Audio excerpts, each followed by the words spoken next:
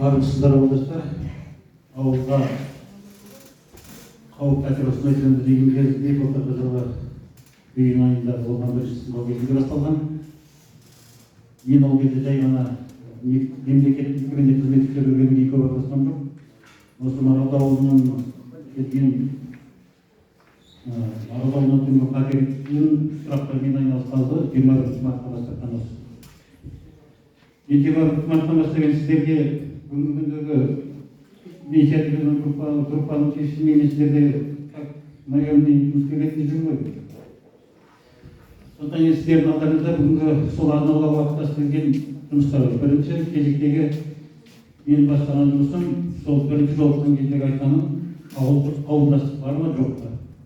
Қолдарыңызда сол ауылдық қауымдастықтан алған сенім хаттарыңыз бар ма жоқ па деп бастаған. Неге десеңіздер, ол кезде сіздерден Назархан, Талғат, тағы бір азаматтар облыстың әкімі Ахметовтың кездесуден шыққан болатын.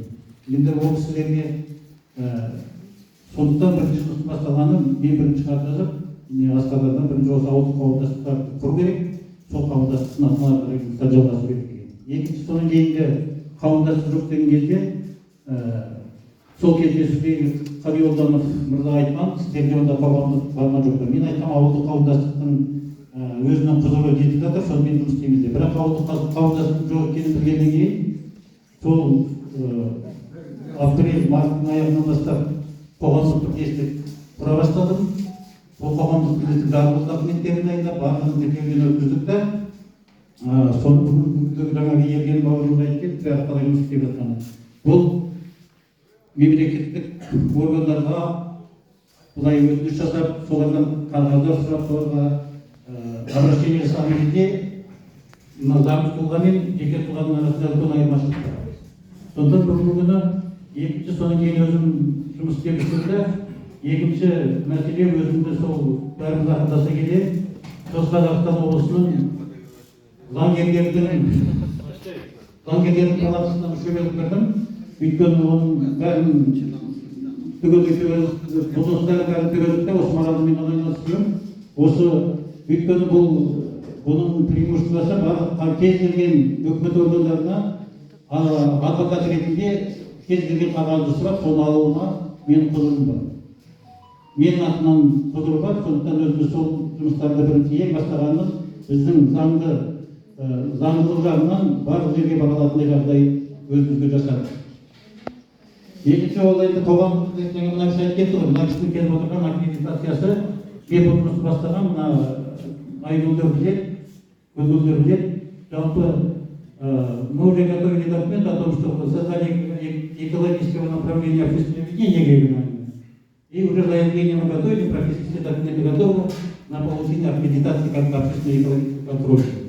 Этот общественный экологический контроль сегодня, когда она считается региональным, в данный момент только заниматься проблемой Маралды. Но вот этот документ почему необходим? Потому что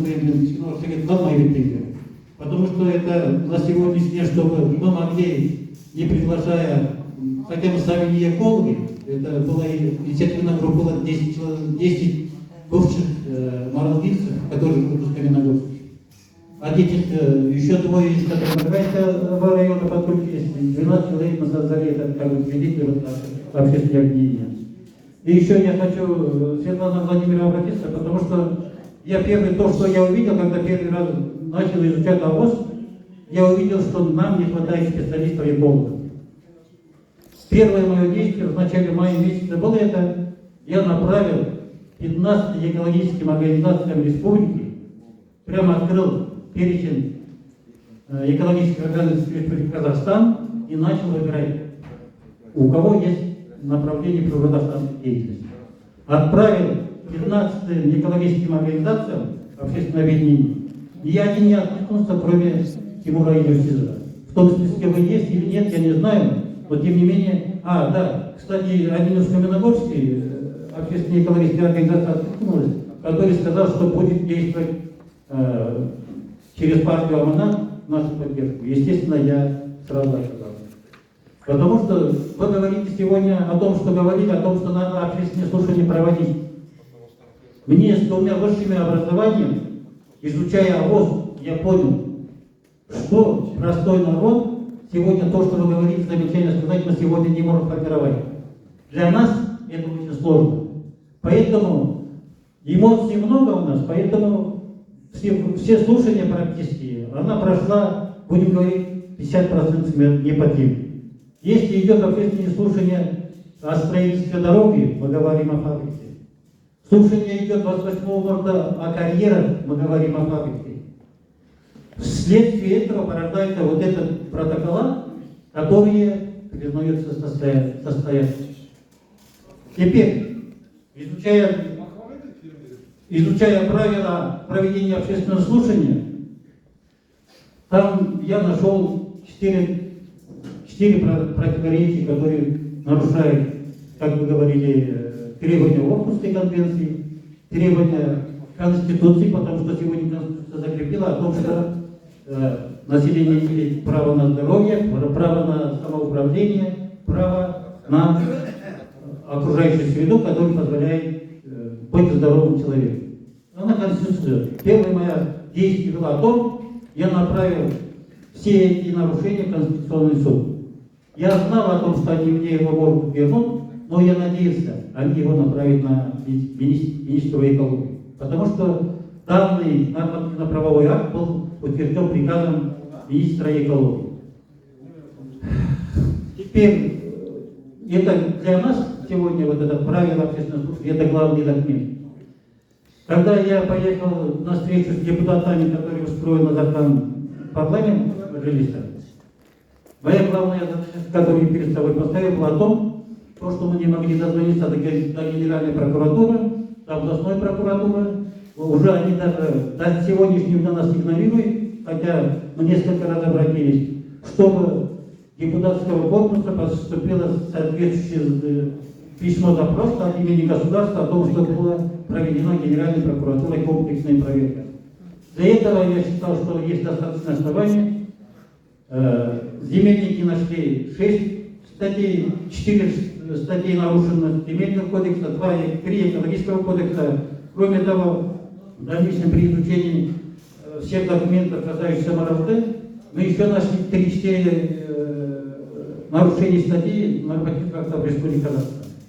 Я считал, что это достаточно для того, чтобы была проведена прокурорская проверка как гарант соблюдения законности на территории Республики Казахстан. Генеральной прокуратуры я имею в виду. Поэтому это была большая работа. Сегодняшний день я считаю, что сегодня есть много скептических, я выслушал, много положительных, так, хожу среди народа. Я понимаю, что мы сегодня устали. Я понимаю, что отрывается от работы, которая сегодня народ живет своим трудом, разведением скота, пчеловодства и так далее.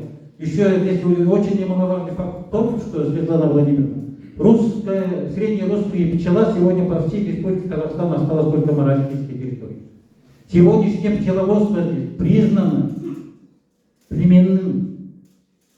Нету пчелы больше, кроме Маральской и среднерусской.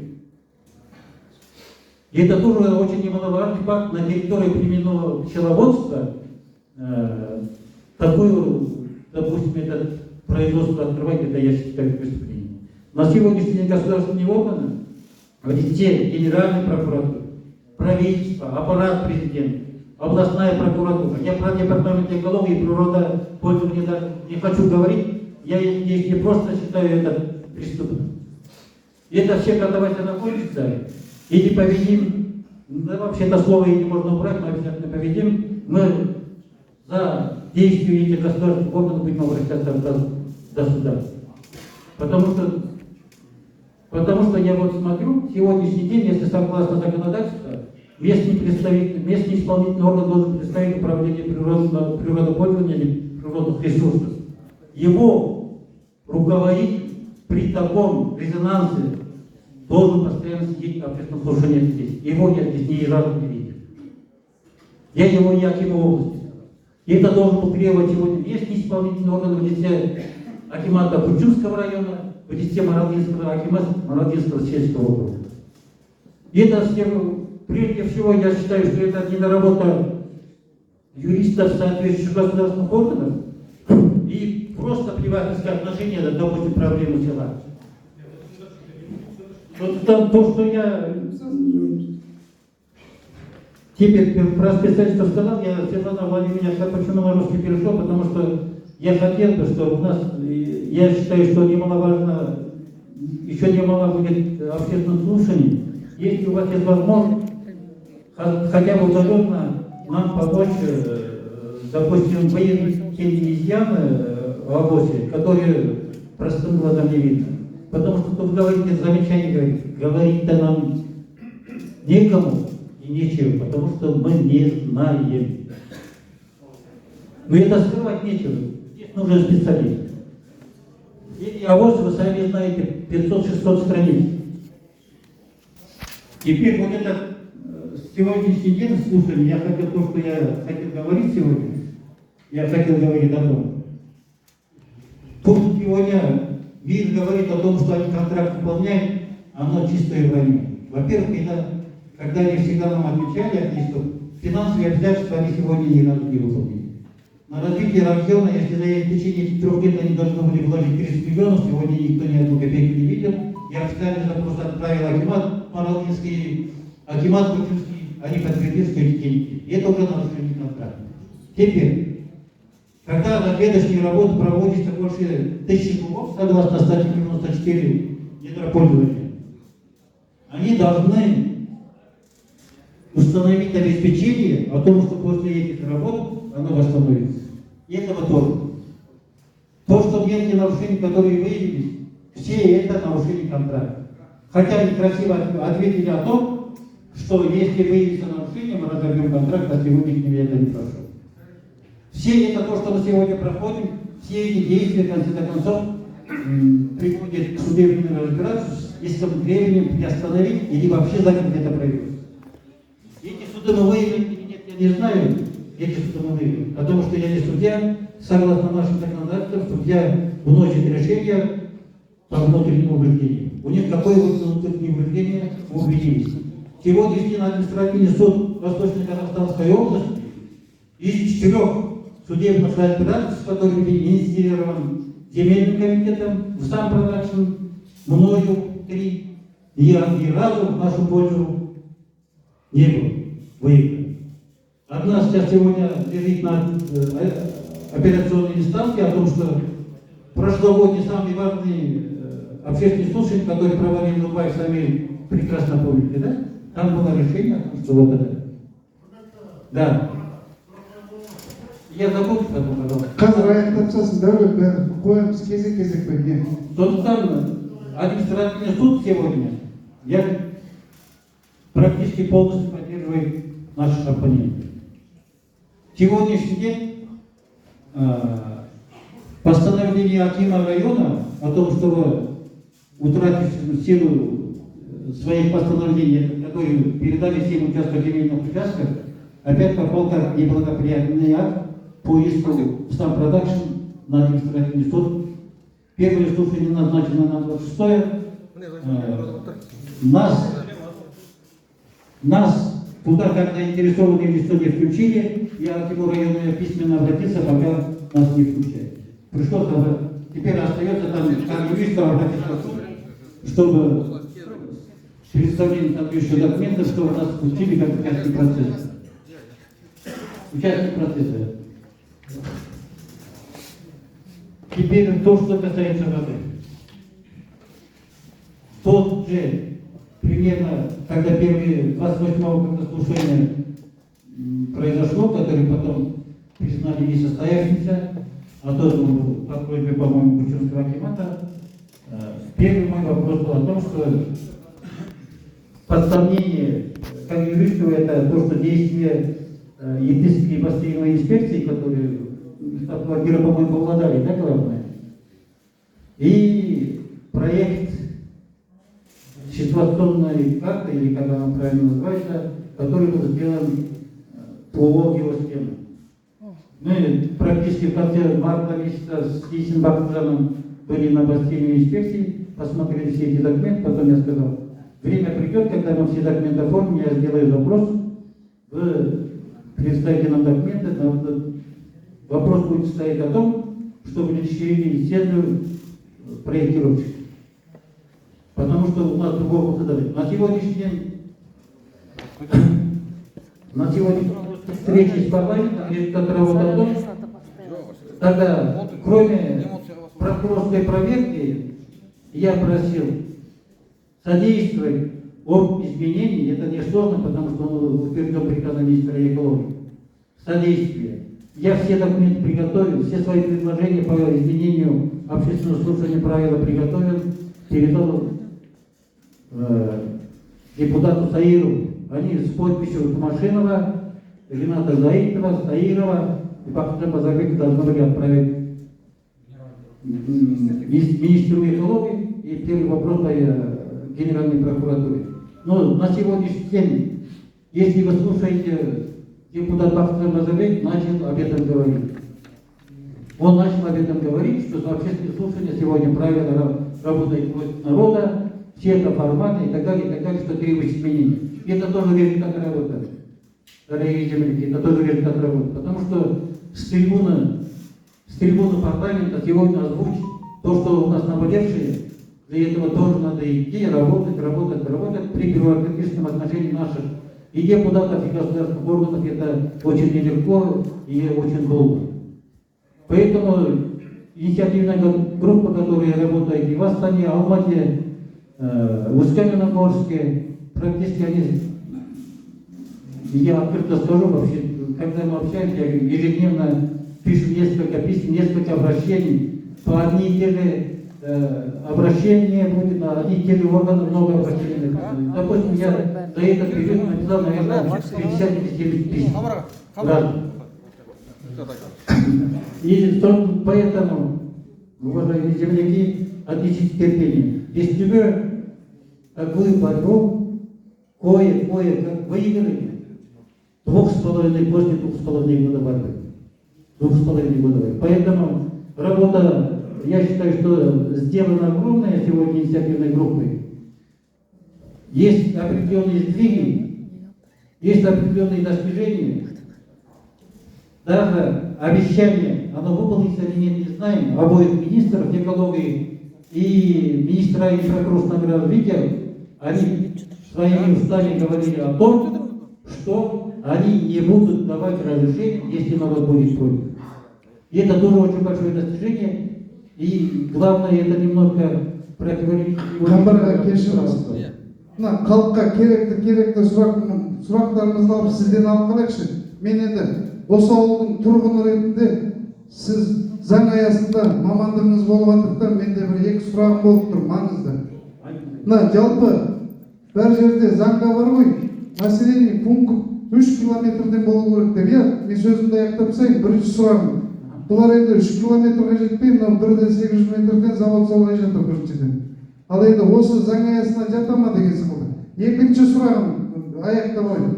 Екінші сұрағым, өткенде бұл залаттар маралды болып, бізде осы акиматта сушение өткізбекші болған. Мына Құмая деген жермен жол саламыз деген.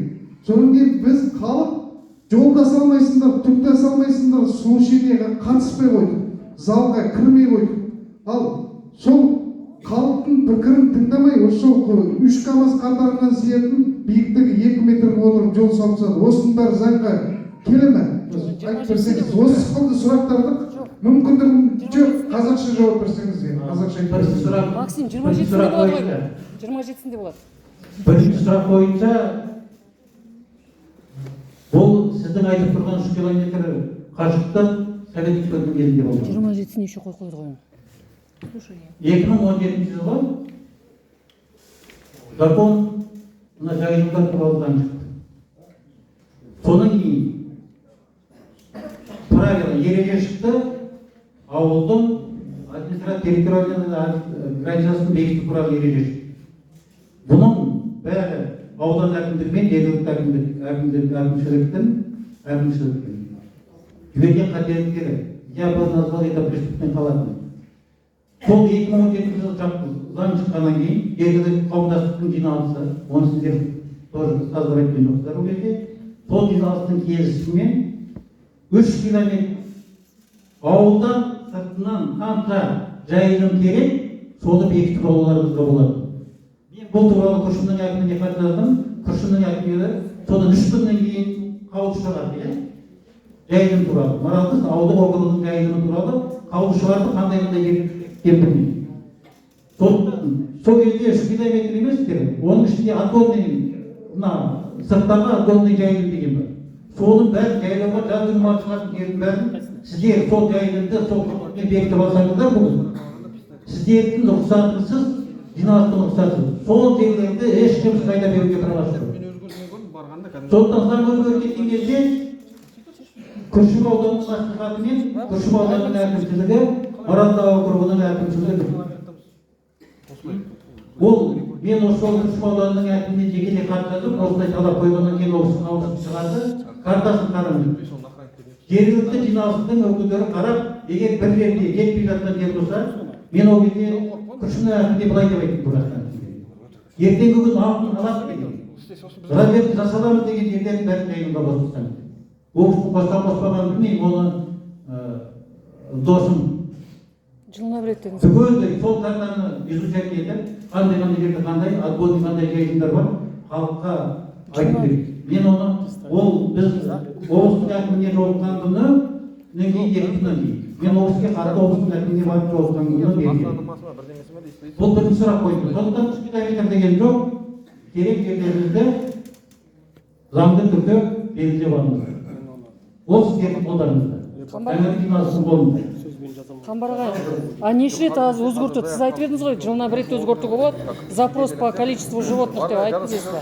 Мен айтып тұрған сол ғой жиналыстың. Екінші сұрақ, бұл жаңағы сен айтып тұрған емес, бұлардың бірінші күннен бастап істегенінің бәрі заңсыздар. Бірінші күннен бастап. 12 статьяны мен заңды бұзды деп отырмын ғой. Бірінші. Заңда жазылған. Мына разведка барлауға беріледі ғой жер. Барлауға берілген жер публичный сервитут немесе частный сервитутке беріледі. Олардың ол жерде ешқандай правасы жоқ. Барлау жұмыстарын жүргізеді. Барлау жұмыстары скважина алу, фурстарды алу, траншея алу, күртпен алу. Жоқ, буравзырный работа етқаны соның. Бұл бір заңсыздық. Бұлар на землях сервитут тұрған жерде бұлар опытно-промышленный добычада. Тоже заңсыздық бұлар. Карьерді салып тастады, доктор. Общественные слушания они пытались провести 28 марта этого года. Тоже нарушение. Дорога построена, назначили слушания 27 июля. Тоже нарушение закона. Почему? Мен неге прокуратурадан зарқатса бүгінгі дейін шығара алмайды? Біз басқа органдар. Бүгінгі күнді біздің жазған хаттармен, басқа да талаптармен мына строительствоны құрылысты контролировать ететін орган 5 административный, экология 4, природоохрана, природопользование 5. Ну что-то это 12 административных дел, сейчас Министерство 3 экологии, Министерство инфраструктуры, 18 административных дел, но они оплатят 20 миллионов штрафов. Ну что это нам даст? Бізге ол түкпемейді. Сондықтан біздің бәрінің жазып отырғандардың бәрі, все это в конце концов, чтобы Светлана вам было понятно, приводит только к штрафу. Законное решение, законное нарушение закона сегодня как гарантия соблюдения, она заң сақтайтын прокуратура. Вот за осы 4 айдың ішінде бізде 3 адам аппарат президентке барды. Он должен как генеральный прокуратуру отправили, вот это с аппарата президента, с генеральной прокуратуры он поступил в областную прокуратуру, и после этого ответа прямого не получил, я спросил Нурланова, если что сказал. Менің генеральный прокуратура жазалғадым. Облыстық прокуратураға шықты, облыстық прокуратурадан департамент экологияға шықты. Сондықтан бұл заңбұзушылықтар бәрі бауырым. Прокуратура арқылы шешу керек, бірақ бізге бүгінгі дейін прокуратурадан жауап жоқ. Ешқандай.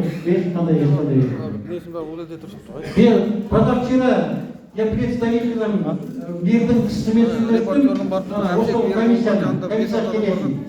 Сол кісімен сөйлеспейді. Комиссияның құрамында прокуратура болмаса, если из генеральной прокуратуры, комиссияның құрамында кісі болмаса, сіздер келгендеріңіз тағы да сол штрафпен шектеледі. Ол кісілер шекетті, облыстық прокуратурадан не бөлім басшысы, не бір орынбасар келеді. Бірақ ол мен Светлана Владимировна, я бы хотел с вашего согласия, конечно, если вы найдете вот человека, попросить завтра после... Камараға, сіз айтып отырған прокуратура, ол жаңағы бізге халыққа көмектескенді ғой, осы залаттарға қарсы сөйлеуді бір-бір деп сүйреп шақырды ғой өзіміз. Ол ешқандай көмек жоқ одан бізге. Прокуратураның сіздерге жасаған, милицияның жасаған қысымшылықтары, оның бәрі факті тіркеліп, әрбір адам өзінің құқығын қорғау, заңды түрде қорғау аясында келесі КМП-ға, жоладан жоғарғы органға сіздерден арыз түсу керек. Арыз түсу керек, жеткізіп жатыр деген. Бұл дейін ондай арыз жоқ. Мен бірден айтқанмын. Камера. Мына кісілер астына келіп. Қонақтардан бір сұрақ. Бір сөйлесіп. Тұр міне. Мына әкет мен сөйлеймін. Бір айтшы. Міне құрметті жерлестер, міне мына Зайсан ауылдағы мынау маған шықты бір 10 азамат келді, міне специально бізге қолдау көрсету деп, оларға мына алдыз. Қазір өздерінің күшіне барып көріп, бәрін көріп шығамыз деп отыр.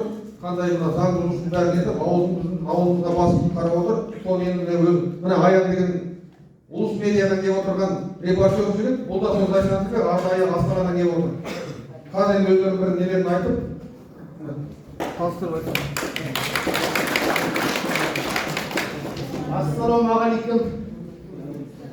Әлде себептер болған Маралдының халқы өздеріңізге сәлем. Біз енді мына Зайсан ауданынан 6-7 азамат келіп отырмыз. Осында дейін. Мен енді не деймін қазақ? Мен заңгер емеспін. Экология емеспін. Бірақ қазақ үшін әрбір уыс топырақ, әрбір қазақ үшін алтыннан да қымбат. Қай жерде болса да. Сіздердің жан айғайларыңызды естіп келіп отырмыз. Біз қазір барып танысып көріп қайтамыз. Енді мына сіздердің барлығы заң аясында қаншалықты заңсыз істеліп жатқандығын айтып жатыр. Көріп отырмыз, тыңдап отырмыз. Бұлақ өзеншеге құяды, өзенге құяды, өзен көлге құяды, көл теңізге құяды. Осы аралықта қаншама миллиондаған халықтар өмір сүріп отыр. Ал осы зауыттан қаншалықты химиялық заттар арқылы жәнібектегі өндіріс жүреді. Ол жәнібектегі бұлақ арқылы, өзенші арқылы, өзен арқылы, көл арқылы қаншама экологияны бұлғайды. Сондықтан енді осыншама осы ауылдың мына тұрғындарына мен риза болып отырмын, тәнті болып отырмын. Сіздер жеке және Маралдының тағдырын емес, миллиондаған халықтың тағдыры үшін күресіп жатқандарыңызды сезініңіздер. Сіздердей болсын, мына біздің қазақтың әрбір түкпірінде осындай заңсыз заводтар салынып, экологиялар бұлғанып жатыр. Қаншама халық үнсіз қарап отыр. Біз енді келешек ұрпаққа ата-бабамыз қан кешіп ұстап кеткен осынша жерді не қалдырамыз?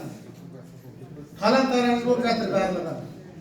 Мен Қазақстан халқына осы Маралдының ауылындай болсын, еліндей болсын, берекелі болсын, әрбір адам өзінің құқығын үстіп қорғасын, туған жерін қорғасын, елін қорғасын дейді. Біздер арасында бір қарағанда үкімет жоқ па деп ойлайды. Үкімет жекеменшік бір компания секілді.